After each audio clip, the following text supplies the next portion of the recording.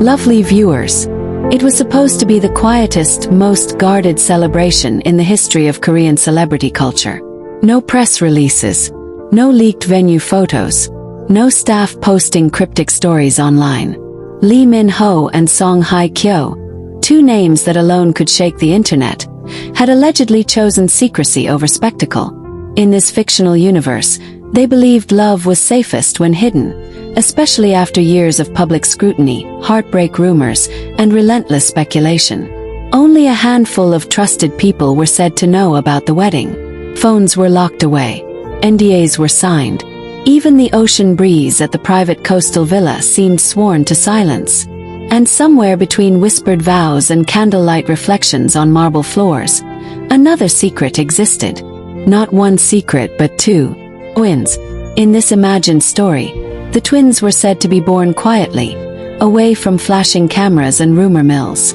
No hospital leaks, no congratulatory billboards, just two newborns wrapped in neutral blankets, known only to their parents and a microscopic inner circle.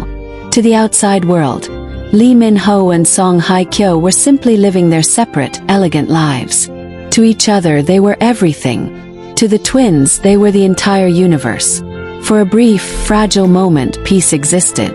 Then came the alarms. It started with something small, almost dismissible. A door that didn't respond immediately when checked. A baby monitor that crackled with static instead of soft breathing. In this fictional narrative, Song Hye Kyo is said to have felt it first. That indescribable pull in the chest that parents talk about, the instinct that screams before the mind can explain. She called out, not loudly at first, just enough to break the silence of the villa. No answer. Lee Min-ho, calm but alert, crossed the hallway with long, controlled steps. The nursery door was open. Too open. Curtains swayed slightly, though the windows were shut. The room was still warm. The blankets were there. The twins were not. This is where the story tightens its grip. Imagine the sound that follows. Not a scream meant for drama, but the kind that escapes before dignity can stop it. Imagine the way time fractures into sharp, useless pieces. Imagine panic without direction, fear without language. In this fictional telling, alarms began to echo through the villa, not just electronic ones but human ones. A step. Names being called again and again, as if repetition could summon miracles. Security protocols were activated immediately in this imagined scenario. Gates sealed. Guards rushed in. Cameras were reviewed at impossible speed. Every second felt heavier than the last. The world outside the villa remained blissfully unaware, scrolling through ordinary headlines, while inside, two parents stood on the edge of a nightmare no amount of fame or money could soften. What makes this story especially chilling is not loud chaos, but silence.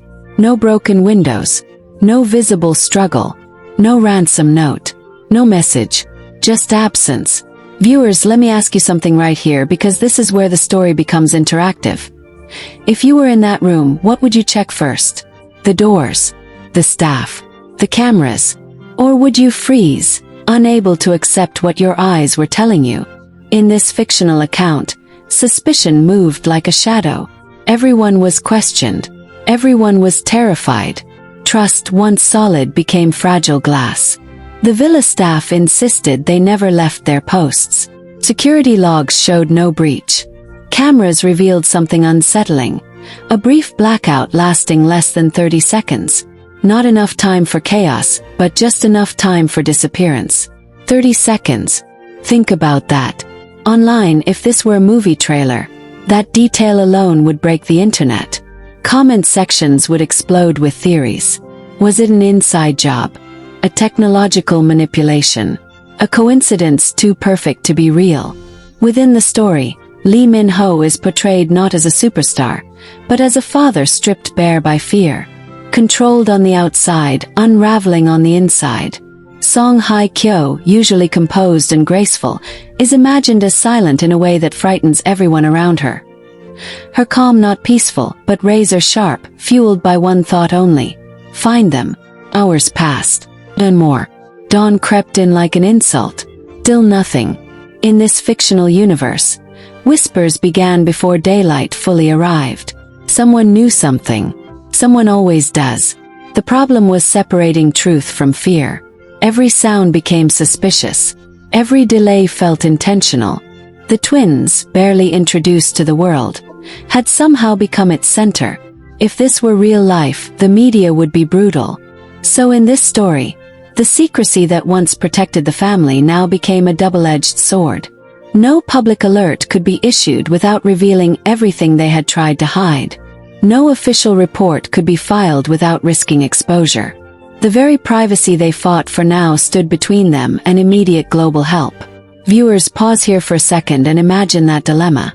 Would you protect your secret, or would you burn it all down to save your children? In the imagined storyline, there is no hesitation. Secrecy no longer matters.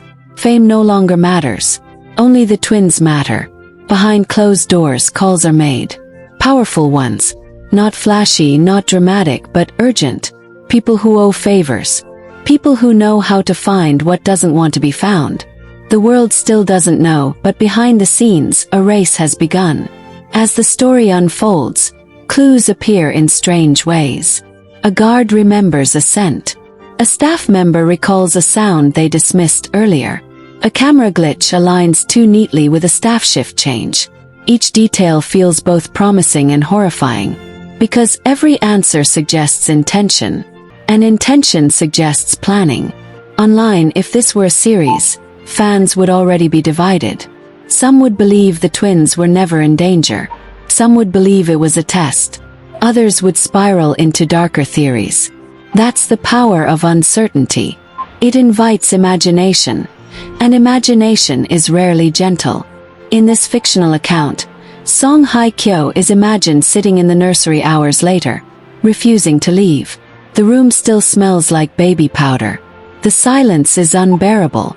Lee Min-ho stands in the doorway, torn between staying with her and continuing the search. Neither choice feels right. Both feel wrong. Time stretches. Then comes the moment every suspense story builds toward. Lead. Not a confirmation. Not relief. Just a thread. A signal from a device that should have been inactive. A location ping that flickers once and disappears. Enough to prove the twins exist somewhere else. Enough to reignite hope. Enough to make fear sharper. Viewers, here's where I want you leaning closer to the screen. Because hope is the most dangerous emotion in stories like this. It lifts you just high enough for the fall to hurt more. Search teams move. Quietly. Efficiently. The imagined world expands beyond the villa now. Roads, tunnels, water lines, places you never notice until something precious is lost. Every minute matters. Every wrong turn feels unforgivable. In this story, the twins are never shown suffering. That's important. This is not about cruelty. In this imagined world, the villa does not erupt into celebration. There are no cheers, no triumphant music swelling in the background. Instead, there is stillness, the kind that follows a storm when everyone is afraid to move in case the sky breaks open again. Lee Min-ho sits on the floor with his back against the wall, the twins cradled close, as if gravity itself might try to take them away if he loosens his grip. Song Hye Kyo kneels beside him, one hand resting on his shoulder, the other brushing over tiny fingers as though counting them again and again just to be sure they are real. For a long time no one speaks. And maybe that silence is necessary. Trauma does not disappear simply because danger has passed. It lingers in the body, in the breath, in the way eyes dart toward doors that are already locked. In this continuation of our fictional story, the alarms may be off, but something inside both parents remains switched on permanently. The twins sleep eventually, exhausted in the way only babies can be. Their chests rise and fall in rhythm, unaware of how close their story came to breaking hearts across an entire imagined universe. Watching them sleep becomes a sacred act. No one else is allowed into the room. Not yet. Not again. Viewers, pause with me here for a second. Have you ever noticed how relief can feel heavier than fear? Fear demands action. Relief demands processing. And processing means replaying everything that could have gone wrong. In this story, that replay begins immediately. Every decision is questioned. every assumption examined. The secrecy that once felt romantic now feels fragile. Song Hye Kyo, in this imagined narrative, does not blame Lee Min-ho, and he does not blame her. But they both blame themselves in quiet, separate ways. What if they had chosen a different location? What if they had trusted fewer people? What if love hadn't needed to hide at all? The villa, once a symbol of safety, now feels haunted by echoes of absence. Even with the twins back, the walls feel closer. The doors feel heavier. The ocean outside sounds less soothing and more distant, as if it failed them when they needed it most. So a decision forms. Not dramatic, not announced, but firm. They will leave. Not run. Not escape. But step forward. In this fictional continuation, Lee Min-ho and Song Hye Kyo choose something radical. Visibility. Not exposure for the sake of headlines, but truth for the sake of protection. Because secrets, they realize, do not always shield love. Sometimes they isolate it. This is where the story becomes deeply inclusive, because it is no longer about celebrities or twins or secret weddings. It becomes about families everywhere who have learned, often painfully, that community can be a form of safety too. The first step is the hardest. Statement. Not flashy, not sensational. Just honest. Carefully worded. Does not explain everything. Does not invite speculation. But it confirms enough to stop the shadows from growing.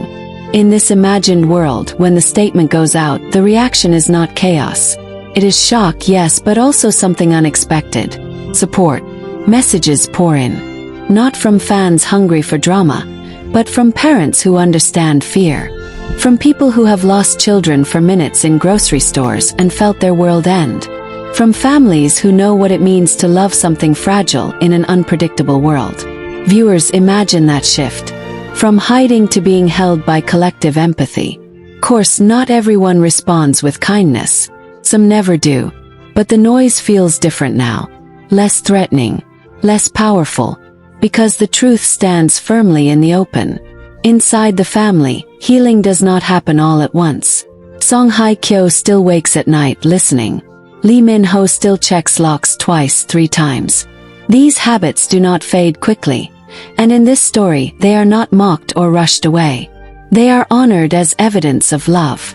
The twins grow as twins do, not knowing the full story yet, but sensing the closeness around them. They are held often, watched carefully, loved loudly in quiet ways. And here's something important, lovely viewers. In this continuation, the twins are not defined by what happened to them. They are not the missing twins. They are simply children. Curious, messy, alive. That distinction matters. Trauma does not get to own their identity. Time moves forward. Not dramatically but steadily. The villa is eventually sold in this fictional tale. Not because it failed, but because it holds too many memories frozen in fear. A new home is chosen. Not hidden, not exposed, balanced. Surrounded by people, not walls. Laughter returns slowly, then more confidently. And love changes shape. It becomes less about secrecy and more about presence. Less about protecting an image and more about protecting a life. Viewers, let me ask you something here, because this is where the story reaches outward. How many times have we confused privacy with isolation? How often have we believed we must carry everything alone to keep it safe? In this imagined future, Lee Min-ho and Song Hye Kyo learn that strength is not silence. It is discernment. It is choosing who gets to know and why. The twins' laughter eventually fills rooms again. Not nervously but freely. Their parents begin to smile without forcing it. The alarms, literal and emotional, fade into memory. Not forgotten but understood. And when the twins are older in this fictional world, the story is told to them gently. Not as a horror, but as proof of how fiercely they were loved. How an entire world paused, even briefly, to find them. How their parents learned to be braver than fear. The final image of this continuation is not dramatic. It is ordinary. Family walking together, holding hands, looking forward instead of back. And maybe that's the most powerful ending of all. Lovely viewers, thank you for staying in this story. for holding space for imagination, empathy, and reflection. If this continuation moved you, challenged you, or made you think differently about love, safety, or community, let me know in the comments. Your thoughts don't just react to the story, they expand it. Lovely viewers, let's keep walking forward together from that quiet image of a family holding hands, because life never freezes at a perfect ending. It breathes, stretches, challenges, and surprises us again, even after we think the hardest part is over. In this imagined world, the days that follow are softer but heavier in ways no one expects. Healing does not arrive as a single moment of relief. It arrives in fragments. A full night's sleep without waking in panic. A laugh that comes naturally instead of nervously. A morning where the first thought is not fear. These moments feel small, but they are victories. Lee Min-ho and Song Hye Kyo begin to realize something important. Survival changes people, but it does not have to harden them. It can deepen them instead. They choose consciously to let tenderness stay. They refuse to let vigilance become coldness. This choice is not easy. It requires effort every single day. The twins, blissfully unaware of the invisible battle that once surrounded them, begin to explore their world with fearless curiosity. Crawling turns into stumbling steps. Silence turns into babbling. Babbling turns into laughter that fills rooms like sunlight. Each milestone feels like a promise kept. Viewers, if you're a parent, a caregiver, or someone who loves deeply, you know this truth. Joy after fear feels different. It is brighter but also more fragile. You hold it carefully, like glass warmed by your hands. In this continuation, the family begins to rebuild trust not just in people, but in the future. Trust that tomorrow can be ordinary again. Trust that safety does not always require hiding. Trust that love, when shared wisely, multiplies instead of weakens. They begin to open their world selectively. Friends come over. Laughter is heard by neighbors. The house becomes lived in, not guarded. Shoes by the door. Toys scattered without anxiety. A sign that life is moving forward. Song Hye Kyo, in this fictional journey, finds herself drawn to quieter moments of reflection. She writes, not for the public, not for fame, but for herself. Pages filled with questions she never thought she would ask, and answers she never knew she carried. Motherhood, she realizes, did not make her smaller. It expanded her in ways she could never fully explain. Lee Min-ho, equally transformed, discovers a new definition of strength. It is no longer about endurance alone. It is about presence. About sitting on the floor during playtime even when work calls. About choosing to be seen by his children as human, not invincible. Together they learn to speak openly about fear. Not dramatically, not constantly, but honestly. Because fear, when named, loses some of its power. This becomes part of their shared language. A language built on mutual respect and deep listening. The world outside continues, of course. Rumors rise and fall. Opinions swirl. But in this imagined continuation, something remarkable happens. The noise no longer dictates their rhythm. They move at their own pace. They decide what matters. Viewers, this is where inclusivity quietly weaves itself into the story. Because the family begins to notice others around them who carry invisible scars too. Parents who flinch at sudden sounds. Children who cling a little tighter. Families who smile through pain because they believe they must. Empathy grows outward. They support causes that protect children. Not loudly, not performatively, but sincerely. They invest time, not just resources. They listen to stories that mirror parts of their own. In doing so, they discover that healing is rarely solitary. It is communal. The twins grow older, and with growth comes questions. Simple ones at first. Why are the doors locked at night? Why do mom and dad check on us so often? The answers are gentle, age-appropriate, wrapped in reassurance. The full story can wait. Childhood deserves lightness. And here's something beautiful about this imagined future. The twins are raised with awareness, not fear. They are taught caution, not suspicion. Confidence, not paranoia. Their parents refuse to pass down anxiety as inheritance. Viewers, this part matters. Because cycles can be broken, trauma does not have to echo endlessly. Love, when intentional, can rewrite patterns. There are moments when memories resurface unexpectedly.